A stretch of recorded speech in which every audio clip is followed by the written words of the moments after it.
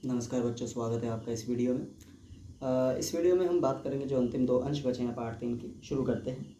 चंद्रगुप्त और चाणक्य जी, मौर्य साम्राज्य की स्थापना। तो भारत में बच्चों जिस समय बौद्ध धर्म का प्रचार धीरे धीरे हो रहा था, उसी समय पश्चिमोत्तर प्रदेश पर सिकंदर भाई साहब जी ने आक्रमण कर दिया। तो इससे इस धर्म को फैलने में मदद मिली। ठीक है। चंद्रगुप्त मौर्य तथा उनके सलाहकार मित्र एवं मंत्री चाणक्य जी ने इन बदली परिस्थितियों का लाभ उठाया। दोनों ही शक्तिशाली नंद साम्राज्य से निकाल दिए गए थे। दोनों तक्षशिला पहुंचे, जहां उनकी मुलाकात यूनानियों से हुई। वहीं चंद्रगुप्त और सिकंदर ने भेंट हुई। ठीक है बच्चों।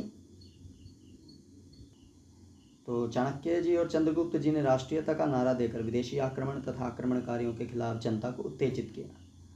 इससे तक्षशिला पर उनका अधिकार हो गया। सिकंदर भाई साहब जी की मृत्यु के 2 साल बाद उन्होंने मौर्य साम्राज्य की स्थापना की। इस महान साम्राज्य की राजधानी पाटलिपुत्र थी।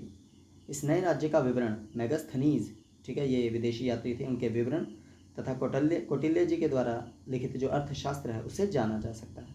तो कौटिल्य चाणक्य जी का ही दूसरा नाम है। वह बुद्धिमान और कर्मठ थे, मतलब काम करने वाले, मेहनत करने वाले।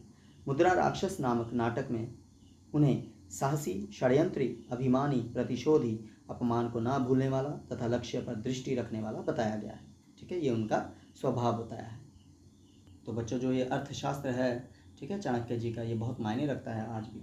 तो चाणक्य जी के अर्थशास्त्र में चंद्रगुप्त जी की विराट सेना का विस्तार से वर्णन है। इसके अलावा इसमें व्यापार और वाणिज्य, कानून और न्यायालय, नगर व्यवस्था, सामाजिक रीति रिवाज, विवाह और तलाक, स्त्रियों के अधिकार, कर और लगान जैसे अनेक विषयों पर विस्तार से लिखा गया है। आप समझ सकते हैं कितना ये सिर्फ अर्थशास्त्री नहीं, सब कुछ है। तो राज्याभिषेक के समय राजा को इस बात की शपथ लेनी पड़ती थी कि वह प्रजा की सेवा करेगा और प्रजा के हित एवं इच्छा को सर्वोपरि रखेगा, अपना लालच नहीं। अनीति करने वाले राजा के लिए प्रजा को अधिकार है कि उसे हटाकर किसी और को उसकी जगह राजा बना दे। तो समझ गए, राजा भी था पर प्रजातंत्र भी था। अब चंद्रगुप्त मौर्य प्रसिद्ध रहे, पर उनसे भी ज़्यादा अशोक। ठीक है ना।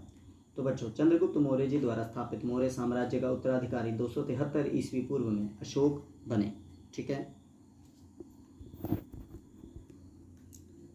ठीक है बच्चों।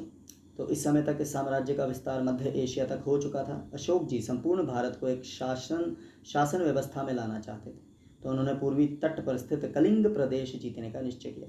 तो कलिंग के लोगों के बहादुरी से मुकाबला करने के बावजूद अशोक जी की सेना जीत गई। तो बच्चों इस युद्ध में लाखों लोग मारे गए तथा घायल हुए। जब इस बात की खबर अशोक जी को मिली तो उन्हें बहुत पछतावा हुआ और उन्हें युद्ध से विरक्ति हो गई, मतलब मोह भंग हो गया, और तथा वह बौद्ध धर्म के अनुयायी बन गए। अशोक जी के कार्यों और विचारों की जानकारी हमें शिलालेखों से मिलती है जो पूरे भारतवर्ष में फैले हैं। शिलालेख मतलब पत्थरों पर जो चिने गए, ये फोटो देख सकते हैं आप। कलिंग को अपने राज्य में मिलाने के बाद इस महान सम्राट ने बौद्ध धर्म का पालन शुरू कर दिया। तो उन्होंने आगे से किसी प्रकार की हत्या करने या किसी को बंदी बनाने पर रोक लगा दी। उन्हें लगा कि सच्ची विजय कर्तव्य और धर्म का पालन करके लोगों का हृदय जीतना है। तो इस महान सम्राट की आकांक्षा थी कि जीव मात्र की रक्षा हो, उनमें आत्मसंयम हो और उन्हें मन की शांति और आनंद प्राप्त हो, खुशी मिले। तो बच्चों इस अद्भुत शासक को भारत तथा एशिया के और बहुत से भागों में प्यार से याद किया जाता है। तो इन्होंने बुद्ध की शिक्षा के प्रचार तथा जनता की भलाई वाले कार्य के लिए अपने आप को अर्पित कर दिया, क्योंकि युद्ध इन्होंने छोड़ दिया था। तो स्वयं कट्टर बौद्ध होने पर भी अशोक जी ने सभी धर्मों का आदर किया। अशोक जी बहुत बड़े निर्माता भी थे। तो उन्होंने बड़ी इमारतें बनाने के लिए विदेशी कारीगरों को नियुक्त कर रखा था। ऐसा एक जगह इकट्ठे बने स्तंभों के डिज़ाइन से पता लगता है जो पारसी पोलिस की याद दिलाते हैं। ठीक है, एक विदेशी स्थान है। अशोक जी के 41 वर्षों तक अनवरत उन्होंने शासन उनका चला। उनकी मृत्यु 232 ईस्वी पूर्व में हुई। उन्होंने अनेक महान कार्य किए, जिसके कारण उनका नाम वोल्गा से जापान तक आज भी आदर के साथ लिया जाता है। तो समझ सकते हैं, ठीक है, कि भारत कितना महान रहा है। तो ये समापन करते हैं इस पाठ का। ठीक है, अब अगला पाठ है चौथा, युगों का दौर। तो अगली वीडियो में उस पर चर्चा करेंगे। धन्यवाद।